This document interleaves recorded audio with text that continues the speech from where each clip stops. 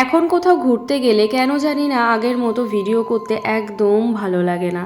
তবুও আজকে কি মনে হলো কয়েকটা ভিডিও শ্যুট করেই নিলাম। 4 বান্ধবী মিলে স্কুটি চালিয়ে এখন যাচ্ছি আমরা মেলায়। সত্যি কথা বলতে আমাদের মেলায় যাওয়ার কোনো প্ল্যান ছিল না, বিশেষ করে আমার।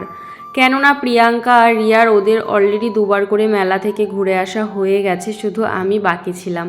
হঠাৎ করেই কালকে রিয়া প্রিয়াঙ্কা ওরা মেসেজ কল দিয়ে বলছে কালকে 4টের সময় মেলায় যাব।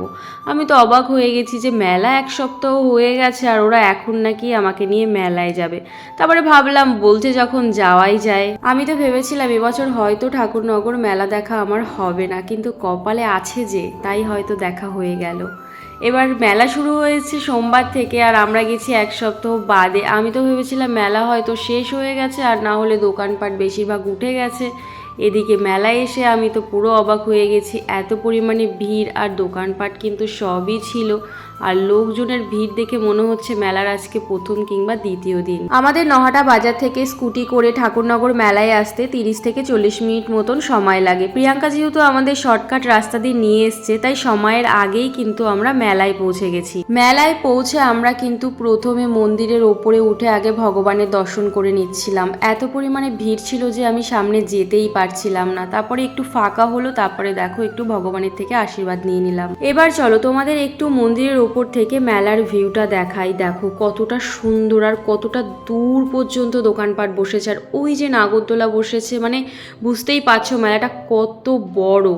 অবশ্য আমি কি বলবো, তোমরা তো সবাই জানো, কেননা এই মেলাটা ভীষণই বিখ্যাত একটা মেলা।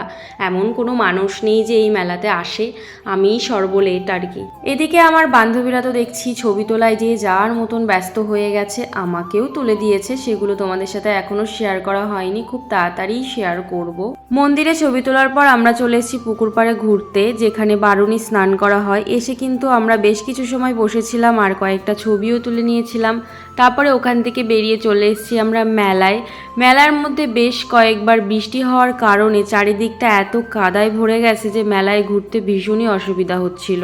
এই ঠাকুরনগর বারুণী মেলাটা অনেকটাই বড় আর অনেক অনেক দোকানপাট বসেছে। সব কিছু তো আর ভিডিও করা সম্ভব না, তাই যেটুকু পেরেছি সেটুকুই তোমাদের সাথে শেয়ার করলাম।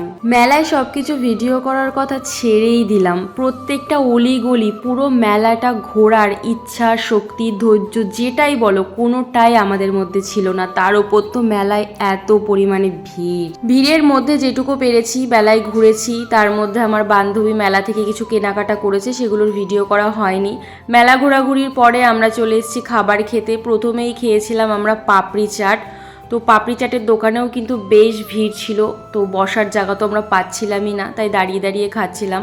তো খাওয়ার শেষের দিকে আমি একটু সিট পেয়েছিলাম, তাই একটু বসে আরামসে দেখো শান্তিতে খাচ্ছিলাম। আর এই পাপড়ি চাটের এই শেষের এই চাটটা খেতে আমার যে কি ভালো লাগে।